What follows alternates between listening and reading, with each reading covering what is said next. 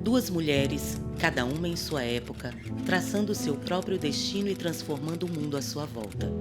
Maria Firmina dos Reis e Maria Aragão compartilham não só a cor da pele, mas também trajetórias de lutas e conquistas que marcaram a cidade de São Luís. Seus legados continuam a ecoar nas lutas contemporâneas por justiça e igualdade. A vida dos antepassados de Maria Firmina dos Reis não era diferente da história da maioria dos negros no século XIX. Sua avó, Engrácia, era uma mulher africana, escravizada e trazida ao Maranhão por um dos maiores traficantes de escravizados da época, Caetano José Teixeira. Engrácia foi vendida a Baltazar José dos Reis, irmão de Francisco Sotero dos Reis, um dos mais renomados intelectuais do Maranhão na época.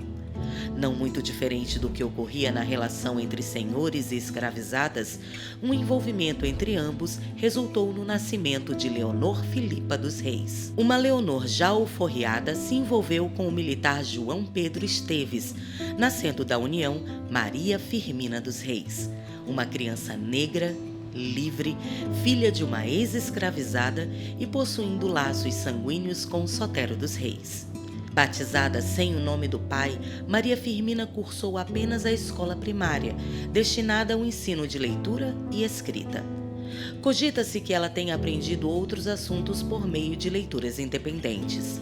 Assim, em 1847, foi aberto um concurso público provincial para o preenchimento da única vaga para o cargo de professora de primeiras letras do sexo feminino da Vila Guimarães. Maria Firmina se inscreveu e foi aprovada. No dia em que foi chamada ao Palácio do Governo, onde hoje é o Palácio dos Leões, foi surpreendida por um presente de sua mãe: o aluguel de um palanquim, para que Maria Firmina fosse carregada por escravizados de Leonor até as autoridades. Não era incomum que ex-escravizados possuíssem seus próprios escravizados como símbolo de ascensão social. No entanto, ao ver o presente da mãe, Maria Firmina não o aceitou, retrucando que negro não é animal para se andar montado nele, e se dirigiu a pé até o palácio.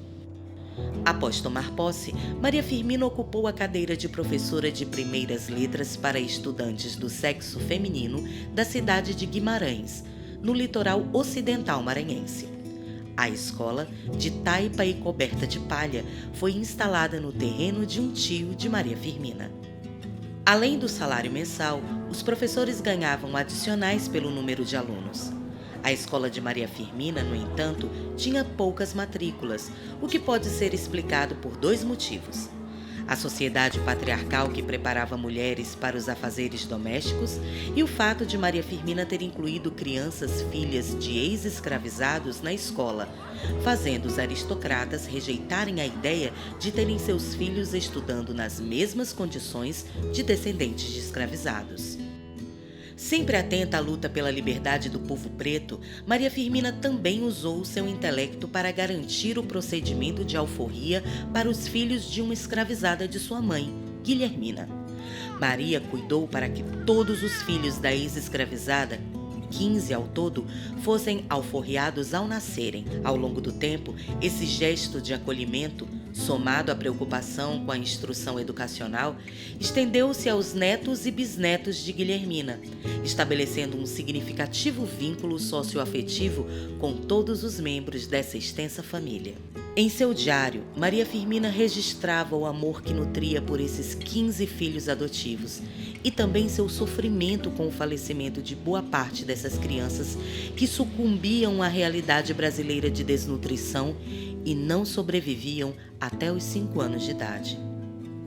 A carreira literária de Maria Firmina dos Reis se iniciou em 1860, com o lançamento de Úrsula, o primeiro romance publicado por uma brasileira.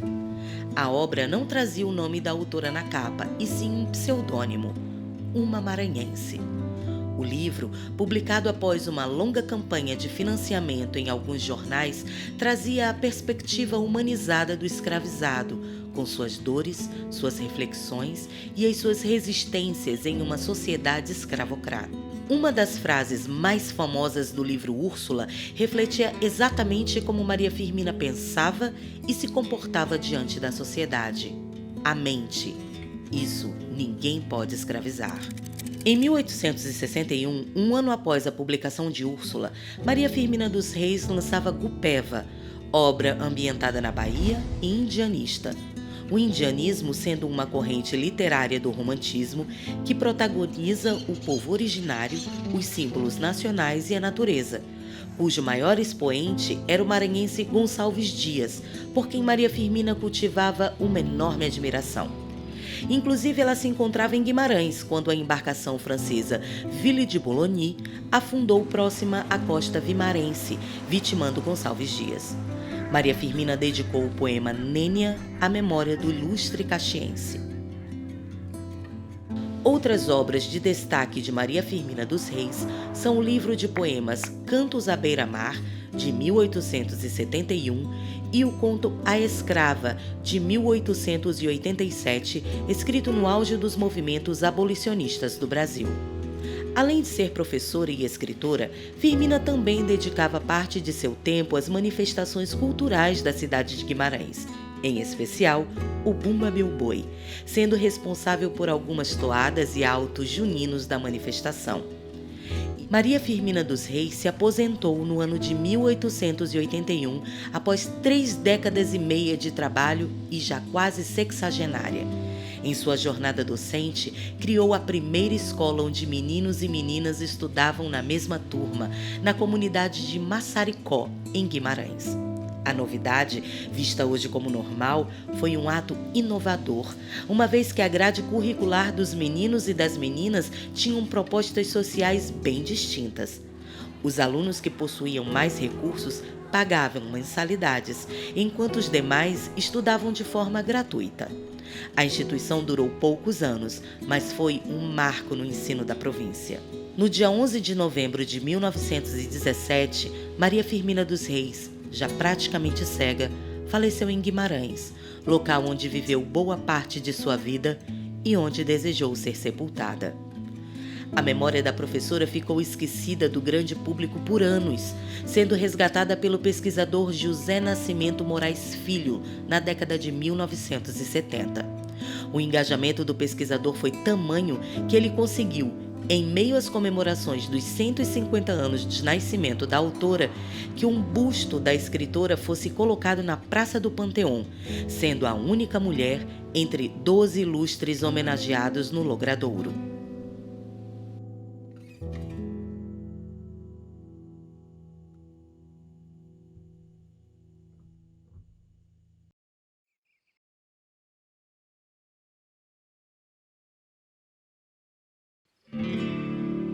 Maria José Camargo Aragão nasceu no dia 10 de fevereiro de 1910, no Engenho Central, em Pindaré-Mirim, interior do Maranhão.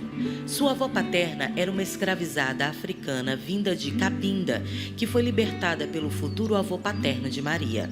Os dois se casaram e tiveram vários filhos, entre eles o pai de Maria Aragão, Emídio Aragão, um homem calmo e alegre que trabalhava como guarda-fios dos telégrafos. A avó materna de Maria Aragão era filha de um espanhol com uma indígena do Maranhão. Era mulher livre, teve vários filhos com homens diferentes e, sempre que se cansava de seus parceiros ou do lugar em que vivia, mudava-se com os filhos para uma nova região. Assim, chegou no Engenho Central com Rosa Camargo.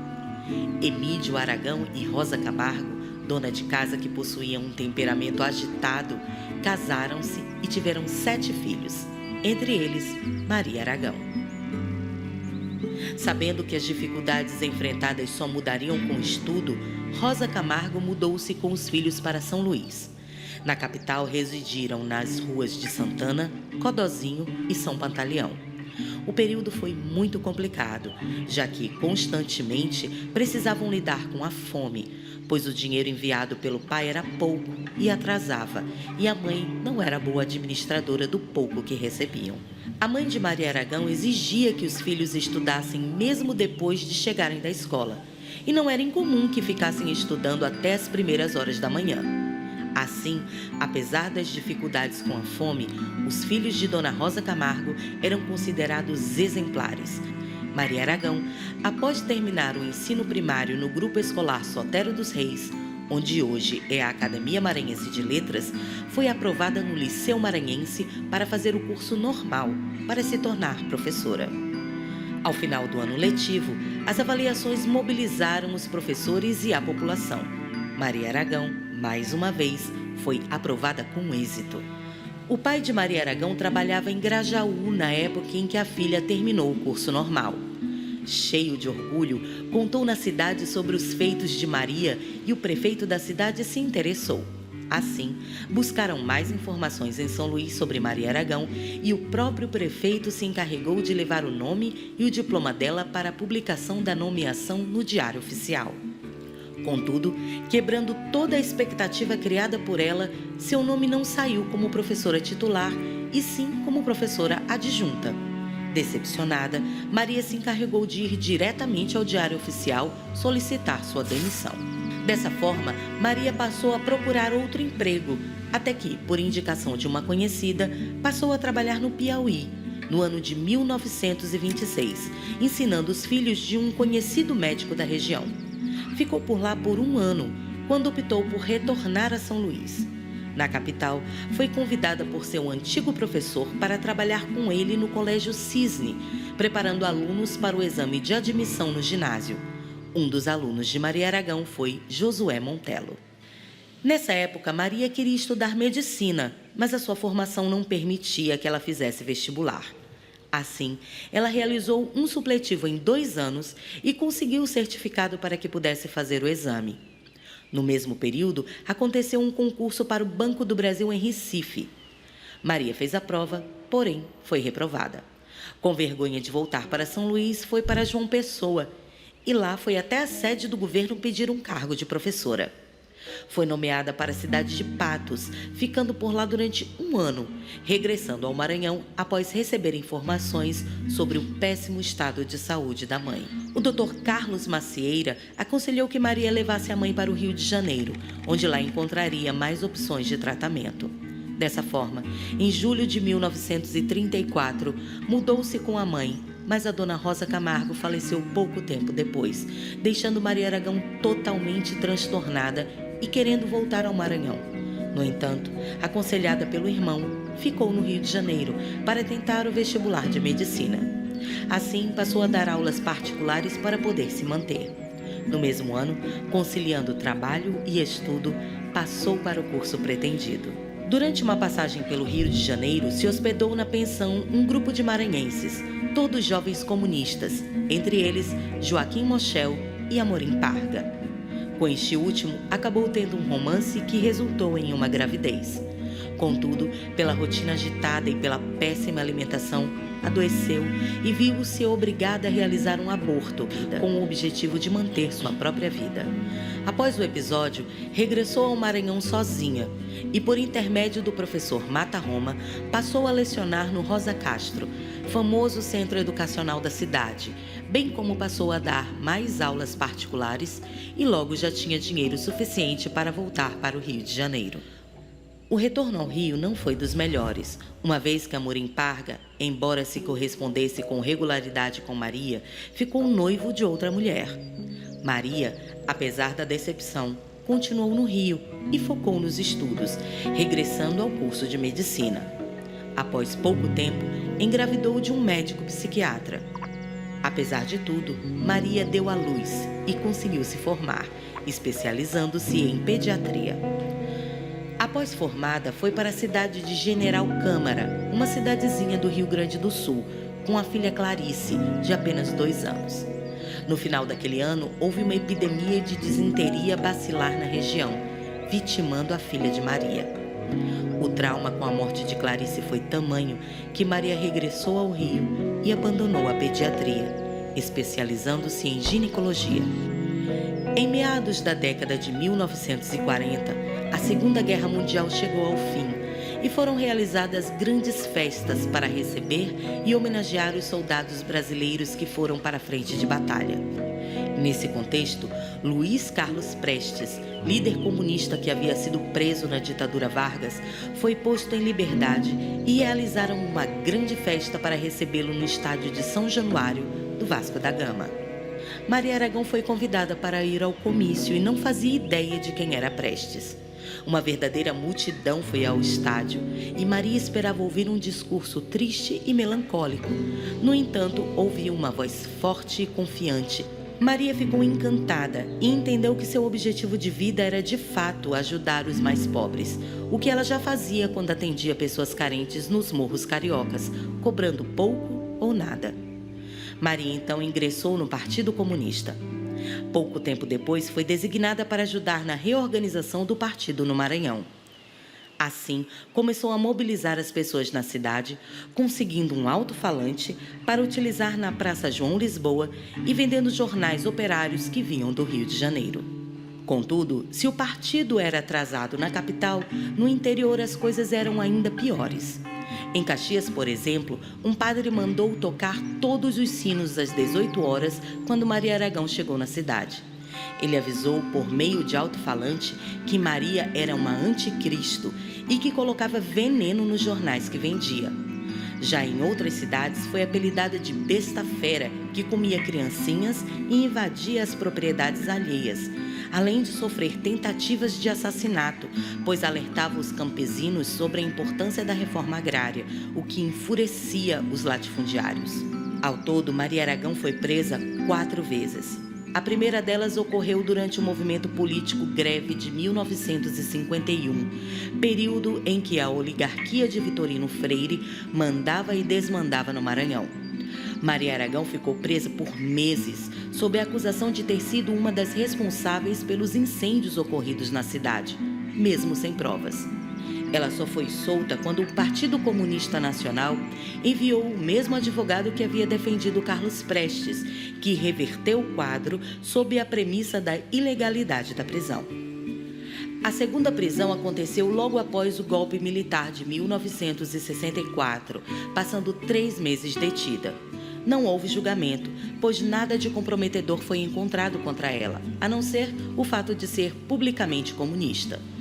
No entanto, no final do mesmo ano, voltou a ser presa, passando o Natal e o Ano Novo detida com outros presos políticos, dentre eles Bandeira Tribuzzi, que escreveu os seguintes versos: Pastores da noite junto a Maria, neste Natal de ansiedade, vemos que a estrela anuncia o Cristo da liberdade.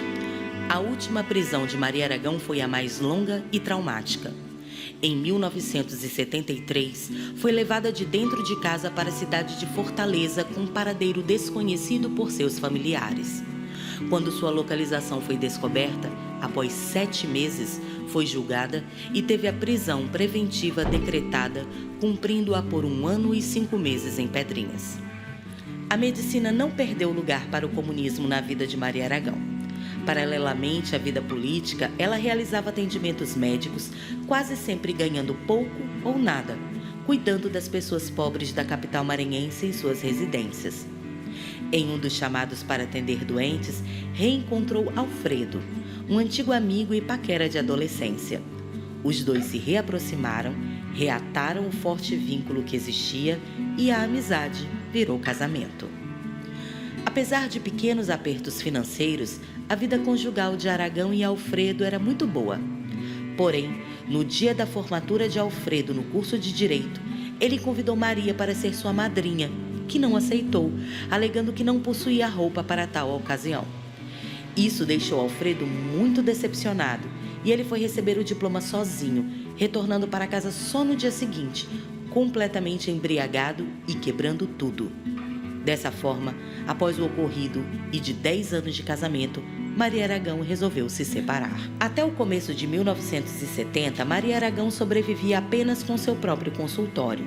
No entanto, a partir da saída de José Sarney do governo do Maranhão, ela foi convidada pelo então vice-governador Antônio Dino para ser médica do estado. Assim, ela passou a trabalhar no posto do João Paulo e posteriormente no posto do Anil, onde teve grande envolvimento com a comunidade, pois além dos atendimentos, mobilizava a região, promovendo palestras, campanhas de vacinação e até mesmo mutirão para realizar o saneamento básico do bairro e adjacências, principalmente o Pão de Açúcar. No final dos anos 80, Maria Aragão foi homenageada pela Escola Favela do Samba, que escolheu a médica comunista como tema da escola para o carnaval. Maria aceitou, pois eram pessoas trabalhadoras como ela. O enredo foi intitulado de Sonho de Maria e contou sobre a vida e obra da médica. Maria Aragão faleceu em São Luís no dia 23 de julho de 1991, aos 81 anos de idade. Seu corpo foi velado na Assembleia Legislativa do Estado, Rua do Egito na época. Várias pessoas e muitos movimentos sindicais se fizeram presentes no local. O corpo foi levado em cima do carro dos bombeiros, ao som de Oração Latina, de César Teixeira, acompanhado por uma multidão, até o cemitério do Gavião.